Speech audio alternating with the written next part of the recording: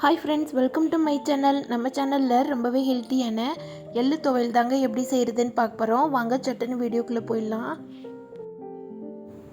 கடையில் எண்ணெய் ஒரு 1.5 ஸ்பூன் அளவு மட்டும் எடுத்துக்கலாம். எண்ணெய் ரொம்ப வேண்டாம்.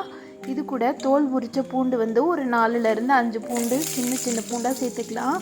10 சின்ன வெங்காயம் 2ஆக கட் பண்ணி வச்சுருக்கேன். தோலை உரிச்சிட்டு அதையும் இது கூட சேர்த்துக்கலாம். காரத்துக்கு 4 காஞ்ச மிளகாய் போட்டிருக்கேன். இதெல்லாத்தையும் சேர்த்து வதக்கிடலாம். வெங்காயம் ரொம்ப வதங்க தேவையில்லைங்க. லைட்டாக கண்ணாடி பதம் அளவுக்கு வதங்கினாலே போதும். இது கூட 2 பத்த தேங்காய், அதாவது ஒரு கைப்பிடி அளவு தேங்காய் எடுத்துருக்கிறேன். அதை குட்டி குட்டியாக நறுக்கி வச்சுருக்கேன். அதையும் இது கூட சேர்த்துடலாம்.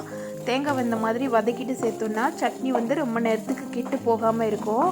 நம்ம சாப்பாடெல்லாம் வெளியில் கட்டிட்டு போகிறதுக்கு இந்த மாதிரி துவையல் வச்சு சாப்பிட்டோன்னா ரொம்ப அருமையாக இருக்குங்க. அதனால் இதில் தேங்காய் சேர்த்தாலும் இது கூட கொஞ்சமாக புளி சேர்த்துப்போம். அதனால் சட்னி கெட்டு போகாது.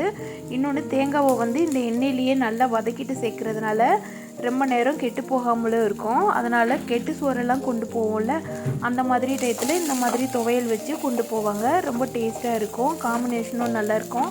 2 நாள் வரைக்குமே கெட்டு போகாது. இது கூட அரை எலுமிச்சம்பழம் சைஸ் அளவு புளி சேர்த்துக்கலாம். புளியையும் சேர்த்துட்டு அந்த எண்ணெயிலேயே நல்லா வதக்கி விட்டுடலாம்.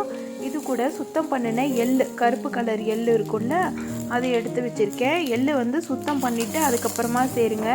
ஏன்னா ஒரு சில நேரம் மண்ணெல்லாம் இருக்கும். அதனால் அதெல்லாம் நல்லா சலிச்சிட்டு சுத்தமான எல்லாம் வாங்கி சேர்த்து அதையும் லைட்டாக வதக்கிடலாம். அந்த எண்ணெய் நிறைய சேர்க்காம கொஞ்சமாக எண்ணெய் ஊற்றி அதுலேயே எல்லாத்தையும் வதக்கிடுறோம். இது எள்ளு 50 கிராம் எள்ளு அளவு நான் எடுத்திருக்கேன். அதுக்கு உண்டான மெஷர்மெண்ட்னால் நான் சொல்லியிருக்கேன். எள்ளு எந்த அளவுக்கு வதங்கணுன்னா லைட்டாக பொறுன்னு பொரிஞ்சு வரும். நம்ம வதக்கிக்கிட்டே இருக்கும்போது லைட்டாக பொரிஞ்சு வரும். அந்த டைமில் நீங்கள் ஸ்டவ் ஆஃப் பண்ணிவிட்டு இதை ஆற வச்சு மிக்ஸி ஜாரில் போட்டு கொஞ்சமாக தண்ணி சேர்த்து உப்பு போட்டு அரைச்சி எடுத்துட்டிங்கன்னா சூப்பரான எள்ளு துவையல் ரெடி ஆயிருங்க. எள்ளில் நிறைய இரும்பு சத்து இருக்கிறதுனால குழந்தைங்களுக்கெலாம் அடிக்கடி செய்து கொடுக்கலாம். இதுக்கு எல்லா சாதத்து கூடயும் சேர்த்து சாப்பிட்றதுக்கு அருமையான காம்பினேஷனுங்க.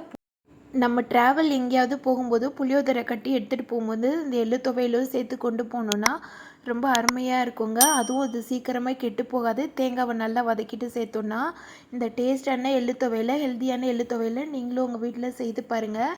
இந்த வீடியோ பிடிச்சிருந்ததுன்னா இந்த வீடியோவுக்கு லைக் பண்ணி சேனலை சப்ஸ்கிரைப் பண்ணாத ஃப்ரெண்ட்ஸ் எல்லாம் சப்ஸ்கிரைப் பண்ணிக்கோங்க. Thank you friends.